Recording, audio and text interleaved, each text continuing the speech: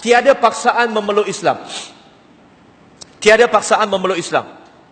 Sebab memang tersebar di kalangan yang belum Muslim. Mereka kata, malahan pernah 2-3 tahun lepas, ada disebarkan satu fitnah yang sangat dahsyat oleh seorang yang saya katakan sebagai memegang jawatan yang sangat tinggi dalam gereja. Malahan notis-notis itu ditampal di gereja. Saya tahu ada di kalangan mereka sedang menonton. Dan saya berani kata, sebab saya ada bukti. Jadi saya tak risau sangat. Sebab apabila kita bercakap, kita kena ada bukti. Fitnah apa? Fitnah yang mengatakan, when dakwah kami yang ada kat luar ni, yang diletak tulisan Adam, Abraham, Moses, Jesus and Muhammad, prophet in Islam. One religion, one God, one mission. Jadi mereka kata, sebab kami bagi Quran percuma, dia kata, jangan ambil Quran percuma daripada when ini. Sebab selepas itu mereka akan ambil details kamu, dan kemudian mereka akan tukarkan status agama kamu di Jabatan Pendaftaran Negara. Hebat tak NGO saya? Sampai boleh buat macam tu. Hebat. Saya pun terkejut. Sejak bila kami boleh buat macam tu? Tapi tak kisah. Tapi ramai orang percaya. Mereka takut. Mereka sebenarnya takut dengan bayang-bayang sendiri. Sebab itu tuan-tuan dan puan, ada kalanya saya kongsi dengan tuan-tuan dan puan benda ini, bukan sebab saya liberal. Saya tak liberal. Saya liberal dalam pemikiran, insya-Allah. Bukan dalam pengamalan saya.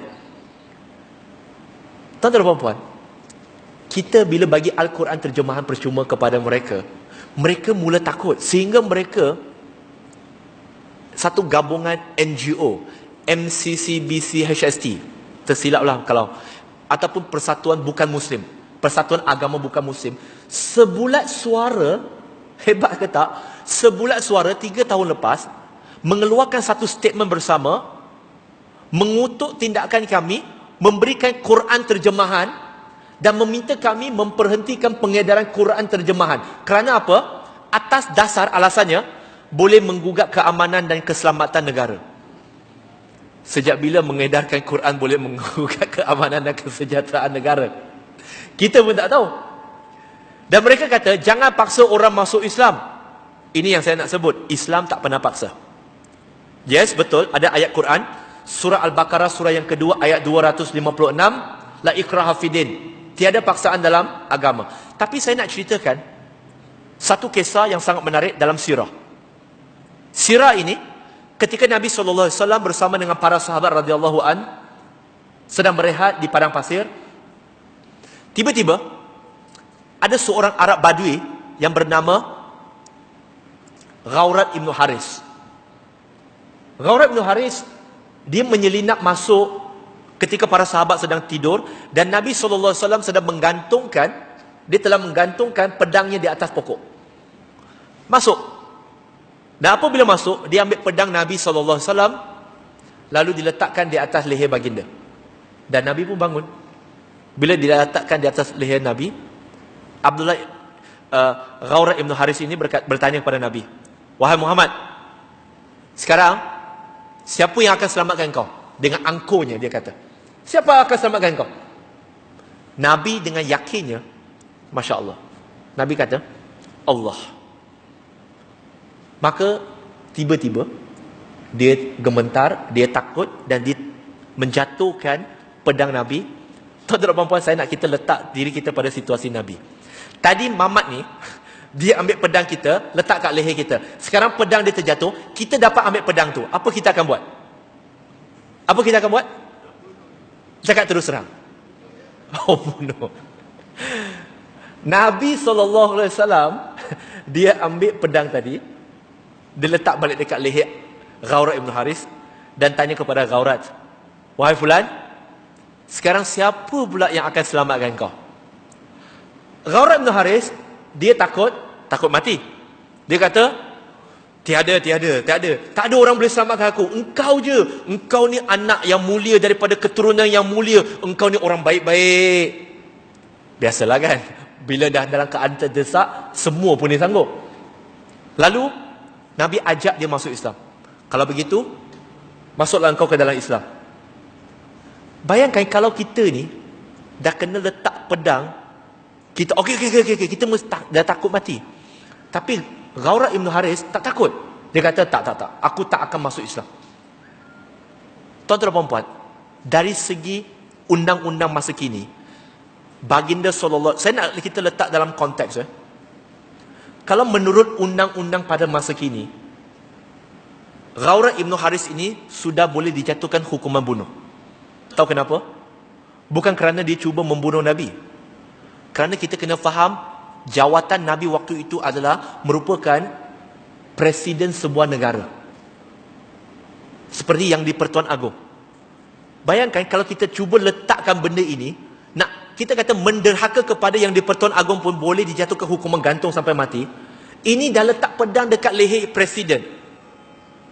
Boleh tak dijatuhkan hukuman mati? Boleh. Dan Nabi ajak dia masuk Islam. Ghaurah Ibn Haris kata, tak, aku tak akan masuk. Dia masih kata tak nak. Tapi Nabi tak bunuh dia. Lalu Ghaurah Ibn Haris kata, aku tak akan masuk Islam, tapi aku janji, aku tak akan mengganggu orang Islam lagi selepas ini. Itu janji aku. Apa Nabi buat? Nabi bunuh dia. Walaupun Nabi ada hak untuk buat begitu. Tak. Nabi tak buat begitu.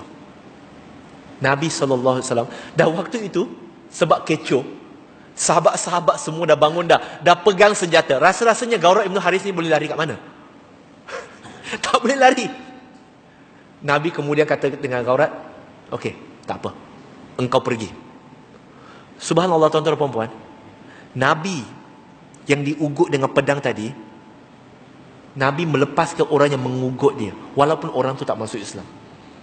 Sebab itu saya kata, saya selalu bagi tahu kepada non-Muslim, kepada mereka yang belum Muslim, hatta kita yang Muslim, jikalau ada satu insiden yang melayakkan Nabi SAW untuk memaksa orang masuk Islam, inilah insiden dia. Tapi Nabi tak buat. Nabi lepaskan dia. Nabi lepaskan dia. Maksudnya dalam Islam, kita tak paksa orang masuk Islam. Dan bagi mereka yang rasa, sebab saya tahu ada di kalangan sahabat-sahabat belum Muslim kita ni sedang menuntun. Ada yang menuntun sebab nak mencari kebenaran, kita doakan begitu. Ada yang menuntun sebab nak cari pasal. Tapi tak kisahlah, moga-moga dengan niat mereka nak cari pasal itu, Allah tukarkan niat mereka daripada mencari pasal, kemudian menjadi asbab mereka menemui hidayah. Amin, insyaAllah. Ya. Tuan-tuan dan puan-puan, ada seorang Melayu yang murtad. Dia message saya beberapa hari lepas. Dia dengan bangganya tiba-tiba, saya pun tak kenal dia. Dia kata, nama saya dulu sekian-sekian-sekian. Sekarang saya nama sekian-sekian-sekian. Dulu saya Muslim, sekarang saya bukan. Saya rasa syukurlah saya bukan Muslim lagi. Sekarang saya agama Kristian.